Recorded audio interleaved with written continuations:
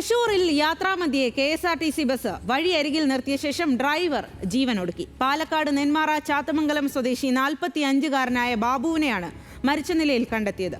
ദേശീയപാത 544-ൽ പാലിയേക്കര ടോൾ പ്ലാസയ്ക്ക് സമീപം ശനിയാഴ്ച വൈകുന്നേരമാണ് സംഭവം.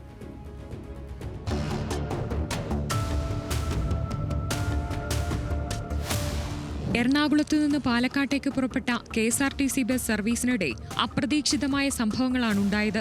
ശനിയാഴ്ച വൈകിട്ട് 3:30-യോടെ പാലിയേക്കര ടോൾ പ്ലാസയ്ക്ക് മുമ്പ് മണലിപ്പാലത്തിന് സമീപം ഡ്രൈവർ ബാബു ബസ് നിർത്തുന്നു.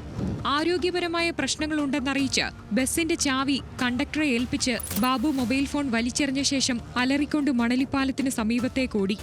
എന്താണ് സംഭവിച്ചതെന്ന് പോലും മനസ്സിലാകാത്ത കണ്ടക്ടറും യാത്രക്കാരും ബാബുവിന് പിന്നാലെ ഓടിയെങ്കിലും അദ്ദേഹത്തെ കണ്ടെത്താൻ കഴിഞ്ഞില്ല.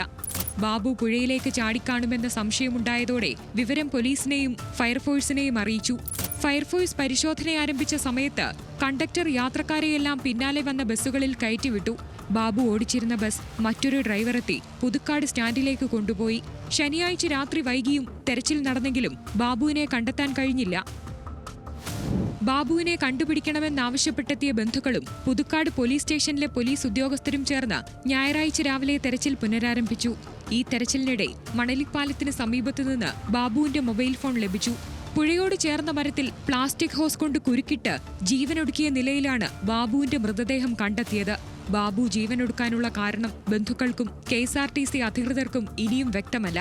ഫയർഫോഴ്സിന്റെ നേതൃത്വത്തിൽ പുറത്തെടുത്ത മൃതദേഹം പോസ്റ്റ്മോർട്ടത്തിനായി പുതുക്കാട് താലൂക്ക് ആശുപത്രിയിലേക്ക് മാറ്റി.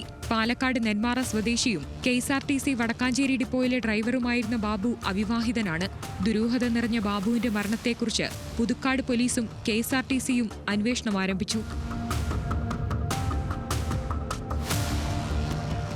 ന്യൂസ് മലയാളം, തൃശൂർ.